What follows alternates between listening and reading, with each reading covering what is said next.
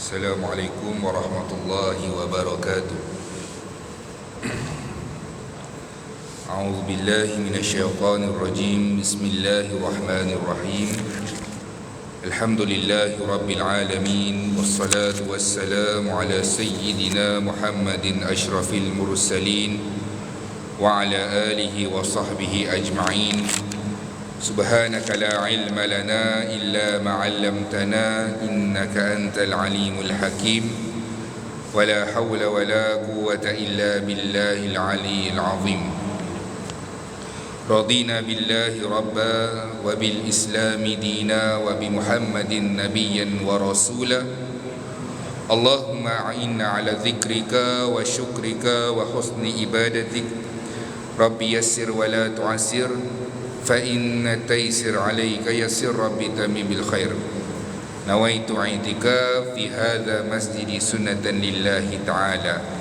Alhamdulillah, syukur pada Allah Subhanahu wa ta'ala, selesai kita menunaikan solat fardu maghrib secara berjemaah, dan insya-Allah kita masih lagi bersama dengan Rasulullah sallallahu alaihi wasallam melalui kitab karangan Syekh Safiur Rahman Al-Mubarakfuri, sebuah kitab yang diberi nama Ar-Rahiqul Makhtum, kisah perjalanan seorang makhluk yang paling disayangi oleh Allah Subhanahu wa ta'ala, iaitu Muhammad bin Abdullah sallallahu alaihi wasallam. Tujuan kita mempelajari sirah adalah untuk mewujudkan rasa cinta kita terhadap Nabi sallallahu alaihi wasallam. Tak kenal maka tak cinta. Kita tak boleh kata suka pada seseorang, minat pada sesuatu tanpa kita mengenali dia. Jadi nak sayang kepada Nabi sallallahu alaihi wasallam kena dengar sirah. Nak dengar sirah mesti kena ada kitab sirah ataupun buku sirah. Kena baca supaya kita kenal dengan Nabi, barulah kita tahu begini rupanya kehidupan seorang makhluk yang paling disayangi oleh Allah. Susahnya kehidupan Nabi tersebut, bagaimana ujian yang dia hadapi, dan Nabi ini lulus ke semua ujian yang diberikan oleh Allah Subhanahu wa ta'ala. Sebab itulah kita mempelajari sirah. Dah kita sayang, insya-Allah kita akan melaksanakan segala sunnah dan tuntutan Nabi sallallahu alaihi wasallam, insya-Allah. Sirah Nabi mengambil masa 63 tahun. Itulah umur Rasulullah sallallahu alaihi wasallam. Nabi duduk daripada lahir sampailah umur 53 tahun di Mekah. Kemudian Nabi berhijrah, duduk di Madinah sehinggalah akhir hayat kehidupan Nabi sallallahu alaihi wasallam. Mekah dan Madinah selesai. Tak ada cerita Nabi duduk dekat Yaman ke, tak ada kata Nabi duduk dekat Utopia ke, tak ada kata Nabi duduk dekat India ke, tak ada. Nabi duduk dua tempat sahaja, Mekah dan Madinah. Kemudian Nabi sallallahu alaihi wasallam wafat pada usia 63 tahun dan tempatnya itu adalah di Madinah. Itu asas perjalanan sirah Nabi sallallahu alaihi wasallam. Dan pada pertemuan yang terdahulu kita berhenti dekat selesai daripada peperangan Bani Quraizah. Tuan-tuan, lepas selesai peperangan Khandaq, peperangan yang Nabi korek parit gergasi, habis daripada peperangan itu, para sahabat balik ke rumah masing-masing. Tuan-tuan, hari yang sama Allah arahkan untuk pergi ke perkampungan Bani Quraizah. Sebab apa? Kerana Bani Quraizah ini dia melanggari perjanjian dengan kerajaan Islam Madinah. Sepatutnya mereka kena melindungi negara Madinah daripada ancaman musuh, tapi setelah dipujuk rayu oleh Yahudi Huyai ibn Khattab, dipujuk rayu selepas dah digunakan sentimen perkauman, kita bangsa yang sama, kita adalah orang Yahudi, maka akhirnya pimpinan Bani Quraizah ini termakan dengan pujukan tersebut, maka mereka mengkhianati Nabi SAW. Tuan-tuan, akhirnya Nabi hantar pasukan ke Bani Quraizah. Nabi kepung Bani Quraizah. Kemudian Nabi jatuhkan hukuman kepada orang-orang Bani Quraizah. Tuan-tuan, orang-orang Ansar sebahagiannya kata apa? Ya Rasulullah, berbuat baiklah kepada orang-orang Bani Quraizah. Sebab apa? Sebab dulu Nabi pernah halau Bani Qainuqa, Bani Nadir. Nabi halau kedua-duanya itu. Mereka nak Nabi buat perkara yang sama juga. Maksudnya halau saja, tak perlu dijatuhkan hukuman yang berat. Nabi SAW mengarahkan seorang sahabat untuk menjatuhkan hukuman tersebut, iaitu Sayyidina Muaz. Dialah yang menjatuhkan hukuman, dan sebahagian hukumannya itu semua lelaki-lelaki daripada Bani Quraizah dijatuhkan hukuman mati keseluruhannya. Dan kemudian mana-mana perempuan wanita daripada Bani Quraizah dijadikan hamba, dan sebahagiannya perlu mengajarkan anak-anak orang Islam, pemuda-pemuda Islam, kanak-kanak Islam menulis dan juga membaca sebagai hukuman. InsyaAllah hari ini kita sambung pada peristiwa yang seterusnya. Tahun yang sama juga tuan-tuan, Nabi hantar pasukan ke Najd. Nabi SAW hantar pasukan pergi ke Najd, berperang dan berjaya menahan seorang tahanan. Seorang tahanan ini, dia pergi ke sana, tangkap tahanan ini. Mereka pun tak kenal siapa tahanan ini, tapi dia bukan daripada kalangan Islam. Tangkap dia, bawa balik ke Madinah, ikat di tiang Masjid Nabawi. Tuan-tuan, tahanan tersebut diikat di tiang Masjid Nabawi. Nanti Rasulullah SAW lalu, maka mereka nak bagi tahulah, ini tahanan yang kami tangkap. Tuan-tuan, ada Masjid Nabawi, ada tiang Lubabah, ada tiang Sariyah, ada tiang Sumamah. Yang mereka tangkap ini siapa tuan-tuan? Dia adalah Sumamah ibnu Usal. Dia ini ditangkap dan diletakkan di tiang Masjid Nabawi. Nabi SAW lalu dekat Masjid Nabawi. Nabi kata, kamu tak kenal ke dengan lelaki yang kamu tahan ini? Tuan-tuan, sahabat tak kenal. Sahabat tak kenal siapa Sumamah ibnul Usal. Nabi SAW kenal siapa Sumamah ibnu Usal. Nabi kata, wahai sahabat-sahabatku, kamu tak kenal ke siapa orang yang kamu tangkap ini? Ke kamu main tangkap, lepas tu tahan, bawa ke sini, ikat dekat tiang Masjid Nabawi ni? Maka Nabi SAW bagi tahu, yang kamu tangkap ini adalah pemimpin tertinggi Bani Hanifah. Pemimpin tertinggi, kita katalah sultan lah tuan-tuan. Contoh sultan sebuah negeri.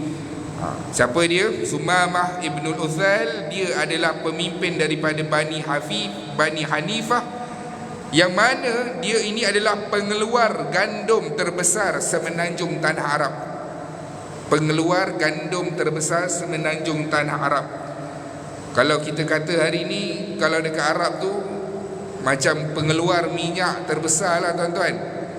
Ketika itu gandum, pengeluar gandum terbesar di semenanjung tanah Arab, dia ini adalah Sumamah ibnul Uthal. Tuan-tuan, bila saya melihat sirah Nabi SAW, Nabi kenal dengan banyak pemimpin, Nabi kenal dengan banyak orang. Maknanya apa tuan-tuan? Maknanya Nabi ini seorang pemimpin yang cerdik dan mempunyai kekuatan dan ingatan yang baik, dan Nabi bergaul dengan ramai orang. Maka Nabi SAW kenal dengan Sumamah ini. Apa yang berlaku tuan-tuan? Mereka tangkap Sumamah, waktu makan mereka akan lepaskan Sumamah makan, lalu diikat semula di tiang Masjid Nabawi. Nabi SAW tanya kepada Sumamah, wahai Sumamah, ada tak apa-apa yang kamu nak beritahu kepada aku? Tuan-tuan, Nabi tanya kepada seorang pemimpin daripada Bani Hanifah yang menguasai ekonomi utama, iaitu gandum. Orang Arab, tuan-tuan, pagi roti, tengah hari roti, malam roti, pengeluar gandum. Dan Mekah ketika itu import gandum daripada Sumamah ini, kerajaan beliau. Apa yang dia kata? Wahai Muhammad, in taqtul zadamin, wa in tun'im tun'im ala syakir, wa in aradtal mal fas'al tuma tasha. Dia kata apa? Wahai Muhammad, kalau kamu bunuh aku, kamu bunuh orang yang besar. Kalau kamu bagi nikmat, kamu beri pada orang yang pandai berterima kasih. Tuan-tuan, maksudnya apa? Maksudnya dia kata, wahai Muhammad, wahai pemimpin Islam, kalau kamu bunuh aku ni orang besar, pemimpin kerajaan, aku pasti akan menuntut hutang darah kalau aku ini dibunuh. Dan kalau kamu membebaskan aku, kamu akan mendapati aku ini pandai berterima kasih. Maksudnya Nabi SAW, kerajaan Islam pada ketika itu akan mendapat ganjaran lah, tuan-tuan. Maksudnya Sumamah ni tawarkan, kalau lepaskan aku bagikan sejumlah harta kepada kamu. Tuan-tuan, Rasulullah SAW pada ketika itu meninggalkan Sumamah. Hari pertama, hari kedua, masuk dalam hari ketiga, Nabi tanya kepada Sumamah. Sumamah jawab jawapan yang sama, dan akhirnya Rasulullah SAW membebaskan Sumamah. Tuan-tuan, Sumamah duduk dalam tahanan tersebut dalam beberapa hari, melihat Muhammad bersama dengan kawan-kawan Muhammad solat di Masjid Nabawi, melihat bagaimana pergaulan antara orang Islam. Maka apabila hari ketiga Nabi tanya kepada Sumamah, Sumamah bagi jawapan yang sama, dan Nabi SAW membebaskan Sumamah. Sumamah ni bebas. Apa yang Sumamah buat, tuan-tuan? Sumamah pun naik kenderaan dia dan keluar daripada Masjid Nabawi menuju ke satu perigi. Di situlah Sumamah ini dia mandi, bersihkan diri dia, dan dia tidak terus pulang ke tempat asal dia, malah dia balik semula berjumpa dengan Nabi SAW. Wahai Muhammad, akhirnya Sumamah mengucapkan 2 kalimah syahadah, masuk Islam pemimpin tersebut, tuan-tuan. Sumamah kata apa? Dulu, wahai Muhammad, muka kamulah yang paling aku benci, dan agama yang paling aku benci adalah agama Islam. Tapi hari ini sebaliknya, Sumamah kata apa? Hari ini wajah kamulah yang paling aku suka nak tatap dan paling aku rindukan, dan Islamlah agama yang paling berada di dalam hatiku. Akhirnya Sumamah masuk Islam, dan Sumamah minta untuk buat umrah, tuan-tuan. Diajarkan oleh Rasulullah SAW umrah, dan Nabi SAW ajar kepada Sumamah. Sumamah pun pergi ke Mekah, tuan-tuan. Sampai di Mekah, Sumamah tawaf Mekabah. Dalam keadaan Sumamah menyebutkan perkataan-perkataan tauhid. Apabila kaum Quraisy ni, pemimpin-pemimpin Quraisy, dia tahu Sumamah ini masuk Islam, dia kata apa kepada Sumamah? Sabauta Sumamah, Sumamah kamu ni dah kena tipu. Dia tak boleh nak tangkap Sumamah, dia tak boleh nak penjara Sumamah. Sebab apa? Ini adalah pemimpin pemimpin tertinggi Bani Hanifah. Maka dia kata, Sumamah kamu ini dah tertipu, kamu ini sudah jadi gila. Sebab apa? Sebab ikut ajaran Muhammad. Maka Sumamah jawab kepada pimpinan-pimpinan Quraisy, wallahi ma ya'tikum minal yamamati habbata himtatim hatta ya'tana fiha Rasulillah. Demi Allah, mulai hari ini tak ada sebutir gandum pun yang akan sampai masuk ke dalam Mekah. Tuan-tuan, boikot. Nampak? Sumamah kata, demi Allah, mulai hari ini tak ada sebutir gandum yang akan masuk ke dalam Mekah. Maksudnya ekspor import gandum daripada Mekah ke Yamamah ini terhenti. Sebab apa? Sebab Perdana Menteri kata stop. Sumamah kata stop. Sampai ke Mekah, sampailah Nabi SAW kata, ya, barulah gandum ini akan diberikan kepada orang-orang Mekah. Maksudnya apa tuan-tuan? Maksudnya sampai boykot ini aku takkan jual gandum dekat negeri kamu ini Mekah, sehinggalah Muhammad kata ya, boleh jual balik gandum kepada kamu, barulah aku akan benarkan perkara tersebut berlaku. Tuan-tuan, seminggu berlalu, 2 minggu berlalu, 3 minggu berlalu, sebulan berlalu tuan-tuan, bekalan gandum di Mekah berkurangan. Bukannya jual dengan harga yang tinggi tuan-tuan, terus tak ada gandum tak ada tuan-tuan. Boykot. Akhirnya kaum Quraisy terpaksa menahan malu untuk menghantarkan surat kepada Madinah menyatakan hasrat supaya Rasulullah sallallahu alaihi wasallam menyatakan kepada Sumamah supaya juallah gandum kepada kami. Dahlah, berhentikanlah benda ni, bagi tahu dekat Sumamah supaya kerajaan mereka meneruskan penjualan gandum di kota Mekah. Tuan-tuan, perang baru je habis. Kalau tuan-tuan tengok perang Khandaq, baru setahun saja berlalu. Maksudnya dendam, marah itu ada lagi. Rasulullah sallallahu alaihi wasallam yang berada di Madinah menerima surat daripada kerajaan Mekah supaya Nabi sallallahu alaihi wasallam bagi tahu kepada pemimpin Yamamah supaya jual gandum mereka kepada orang-orang Mekah. Kita lah tuan-tuan, kalau kita buat apa? Eloklah, kita pun baru lepas berperang, dendam pun masih ada lagi, kan? Dia serang negeri kita setiap tahun, daripada peperangan Badar, Uhud, Khandaq. Tuan-tuan, mereka menyerang negara Islam Madinah. Sepatutnya apa? Sepatutnya Nabi SAW kata kepada pemimpin Yamamah ni, teruskan boykot benda-benda yang lain juga. Macam tu sepatutnya. Tapi Nabi SAW kata kepada Sumamah, teruskan, hentikan boykot ini, jual semula hasil gandum kepada Mekah. Tuan-tuan, kalau kita ingat dulu sirah, awal-awal Nabi menyampaikan dakwah di Mekah, orang-orang Quraisy boykot Nabi 3 tahun.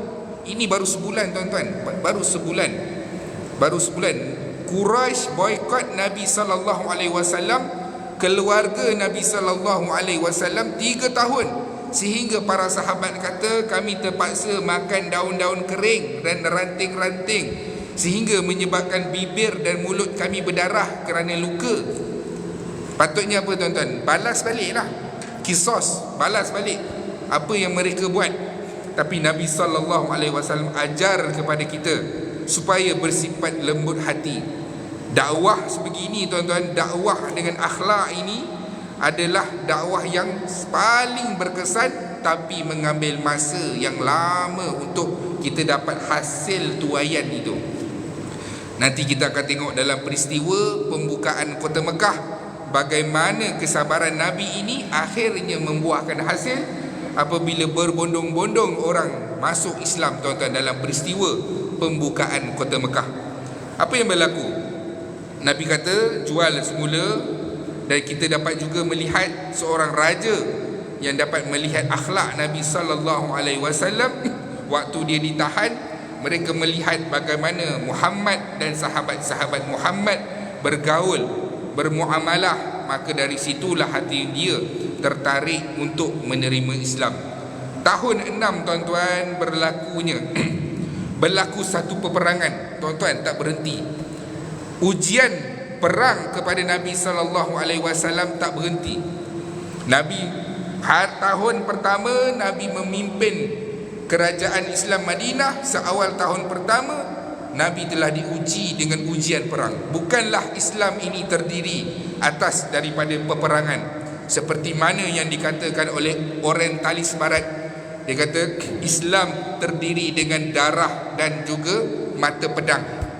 Tuan-tuan, sebenarnya perkara itu adalah perkara yang telah diputar belitkan. Walhal orang Islam tidak pernah pun mencari gaduh.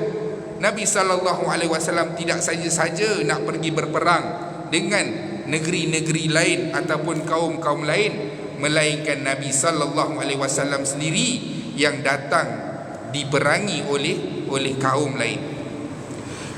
Pada tahun 6 berlaku satu peperangan, iaitu peperangan Bani Mustalik, di mana di Muraisik, satu kawasan yang bernama Muraisik, Nabi hantar pasukan Sariyah. Tuan-tuan, biasa kita dengar kalau Nabi dengar ada pasukan datang nak menyerang, Nabi tak akan terus ambil keputusan. Nabi adalah seorang yang berstrategi, seorang yang bersistem.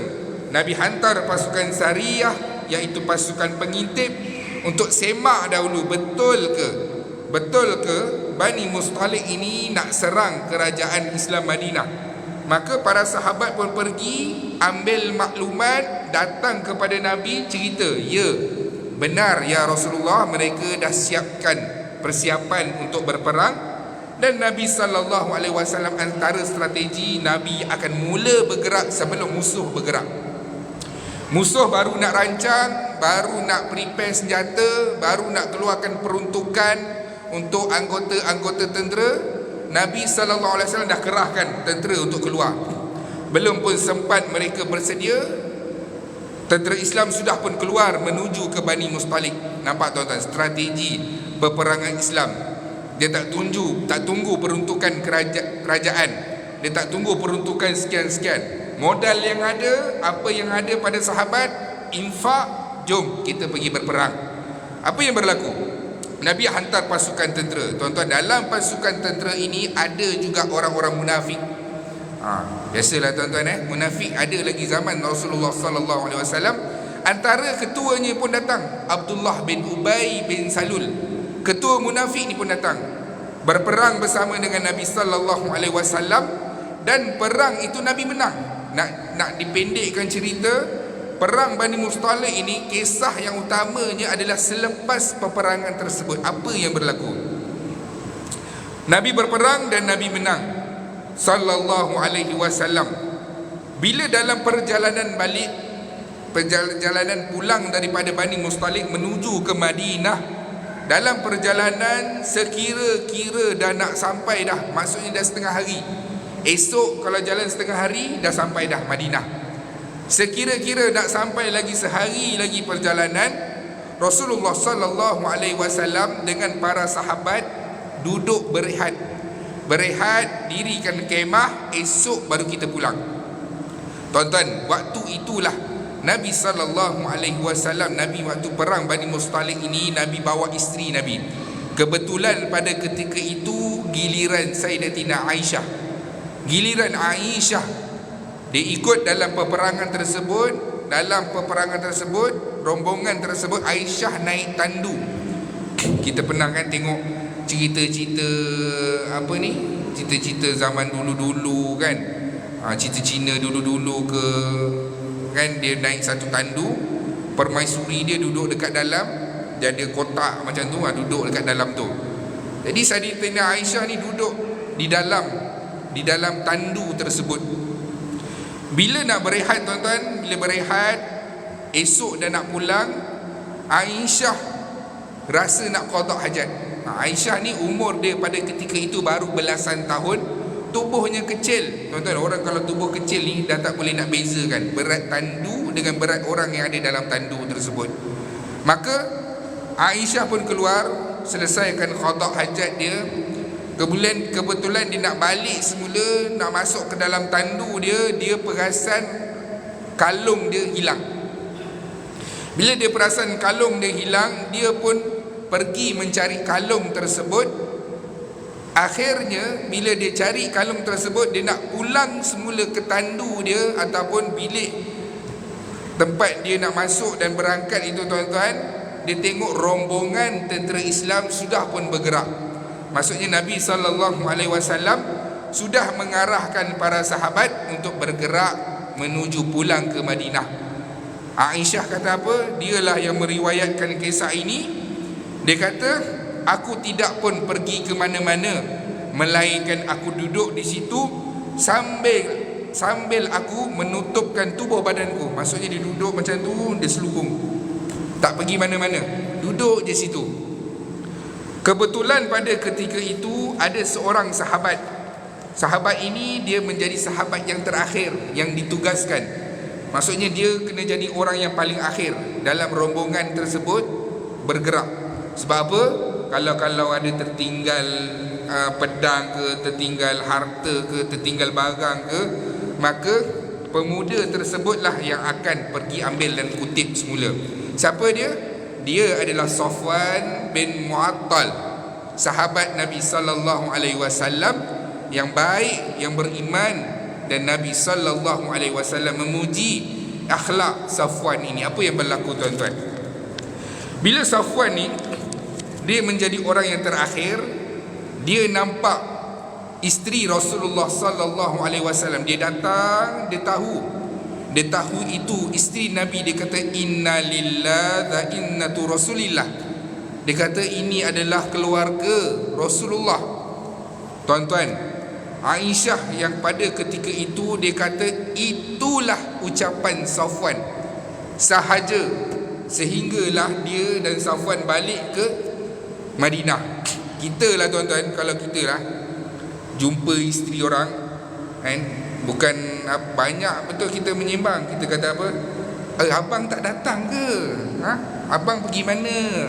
Bukan main lagi dengan isteri orang kan? Abang tak jalan sama ke? Abang kerja. Yang isteri pun jawab juga, abang kerja malam. Oh, kerja malam. Kesian, beli apa ni? Beli barang dapur. Oh, kesian, nak tolong angkat. Dia punya mulut tu menyembang tu kan, tak kira lah dekat tempat kerja ke. Saya tengok fenomena sekarang ni, rakan sekerja lah, rakan sekerja rehat sama-sama, pergi bazar sama-sama, lepas tu makan sama-sama.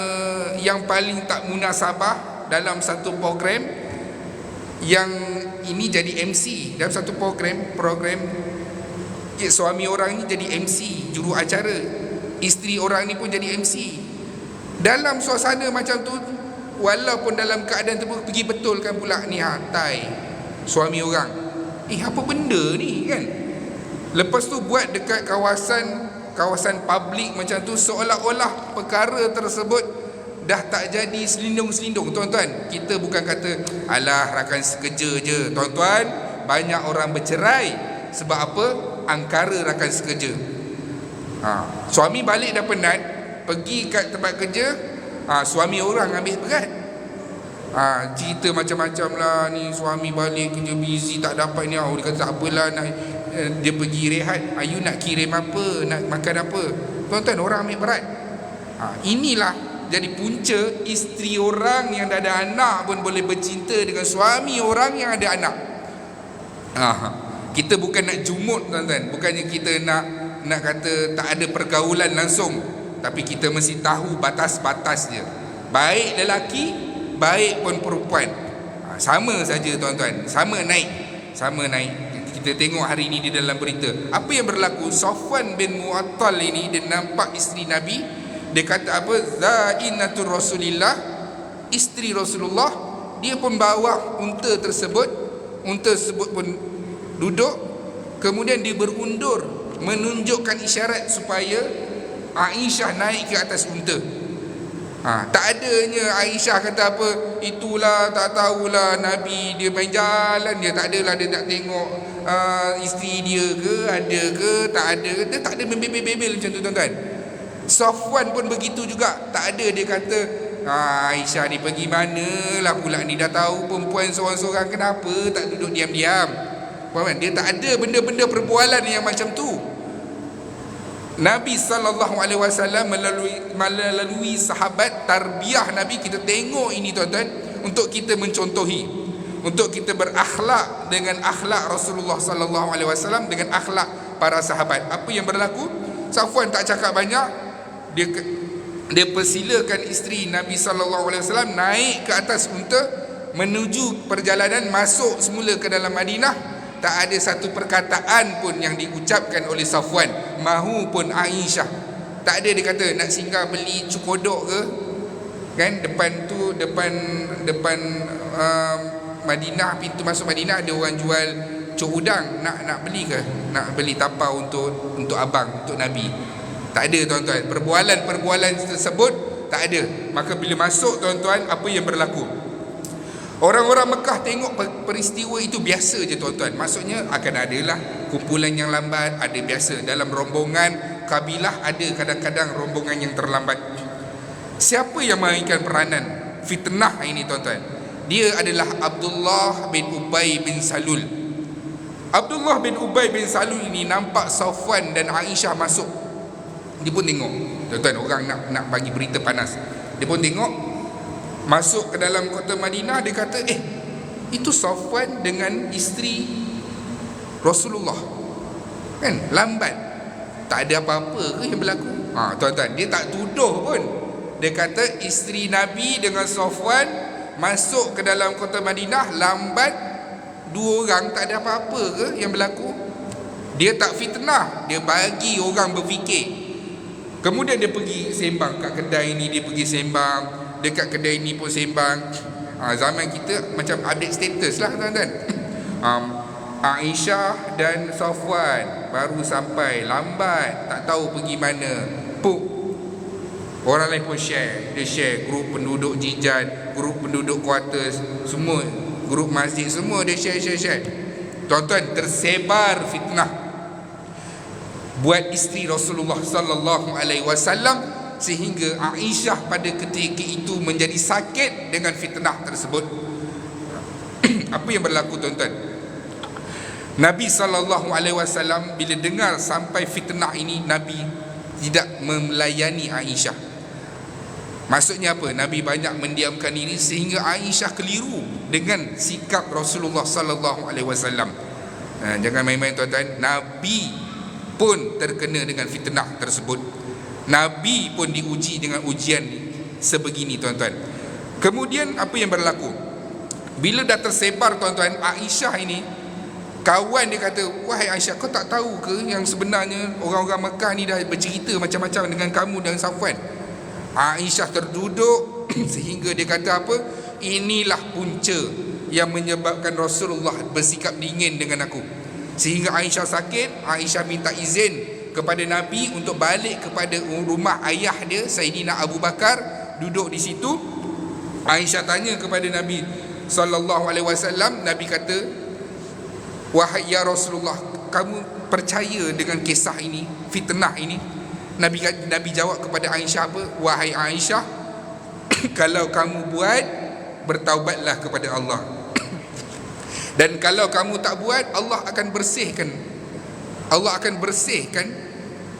kamu. Allah akan bersihkan fitnah ini kepada kamu. Tuan-tuan, dua jawapan tu pun cukup menyakitkan.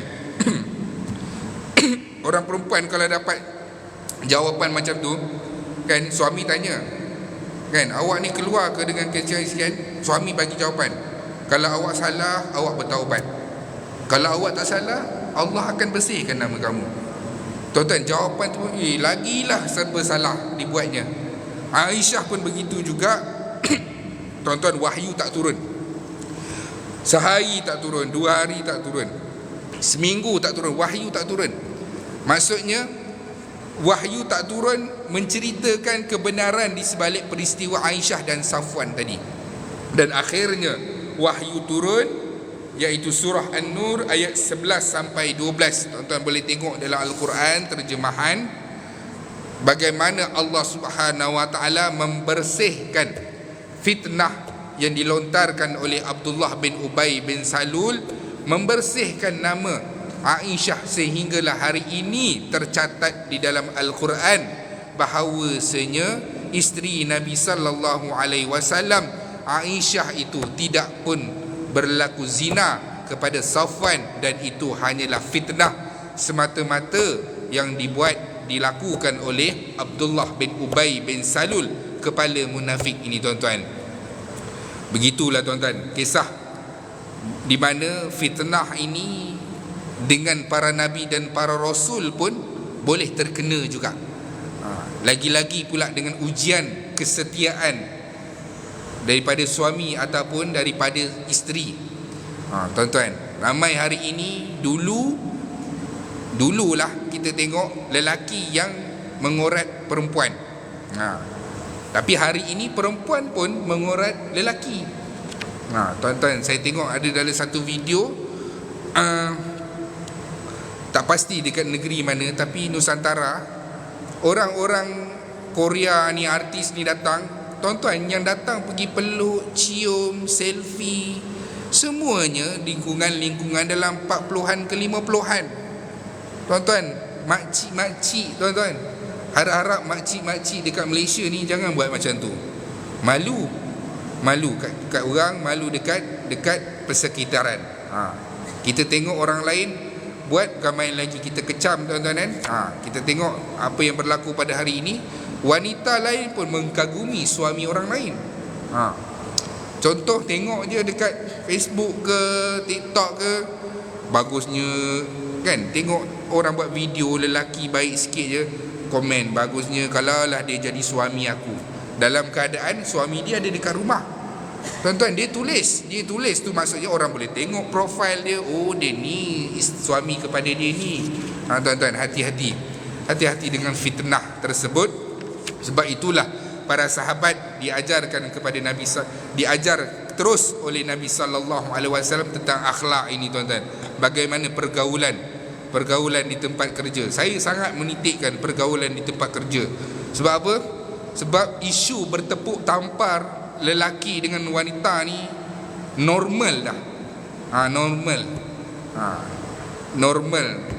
Atas dasar kawan pun normal. Atas dasar kakak, ialah dia pangkat kakak, umur dah 45. Tak adalah kakak sangat. Yang lelaki ni umur 35. Alah, pangkat abang-abang. Kan, abang-abang ke, anak-anak ke, cucu-cucu ke, dia adalah hubungan yang tidak dibenarkan. Sebab apa, tuan-tuan? Sebab boleh berkahwin. Dia bukannya mahram. Tak boleh diteruskan. Jadi kita yang duduk dekat dalam tempat kerja, suasana kerja, lelaki jaga maruah isteri. Isteri pun begitu, pergi kerja jaga maruah suami. Kita tak nak isteri kita berbuat sedemikian. Kita yang suami pun jangan buat sedemikian. Janganlah dekat tempat kerja seronok makan satu pantry, berlanggar bahu, bergesel punggung. Tuan-tuan, ini dah jadi biasa. Komen kan, mesej, tak ada keperluan pun nak mesej personal kan, demam dah baik ke apa ke, tak perlu, tuan-tuan. Ini semuanya menyumbang kepada zina, tuan-tuan. Sebab apa? Nabi kata jangan hampiri zina. Bukan jangan buat zina, jangan hampiri. Maksudnya dekat pun jangan. Bila dekat pun janganlah bagi kunci. Isteri saya selalu pesan, jangan bagi kunci. Jangan bagi kunci. Sebab apa? Orang perempuan ni kita prihatin sikit je, habis dia rasa, oh, dia ni ambil berat dengan aku. Sebab apa? Perempuan ni dikurniakan hati yang lembut. Di saat dia dalam keadaan kekusutan, di saat dia dalam keadaan diduga ada orang lain yang datang ambil berat kepada dia, habis, tuan-tuan, hanyut dia. Tak kira lah anak satu ke anak dua ke, kalau benda tu nak berlaku, dia akan berlaku, tuan-tuan. Begitulah.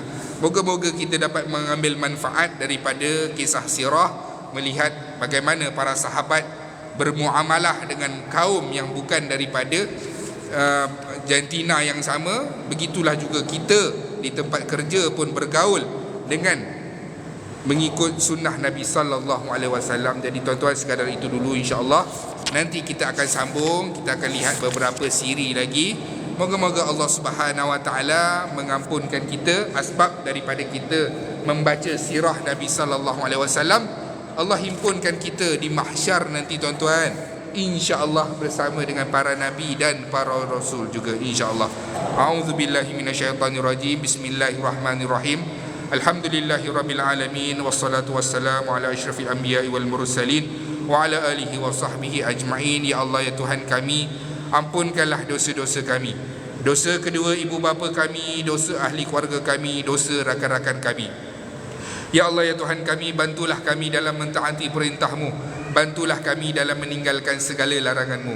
Ya Allah, ya Tuhan kami, terimalah amal ibadah kami sebagai amal ibadah yang diterima di sisi-Mu, wahai Allah. Ya Allah, ya Tuhan kami, ringankan sakit sakaratul maut kami. Matikan kami dalam keadaan husnul khatimah.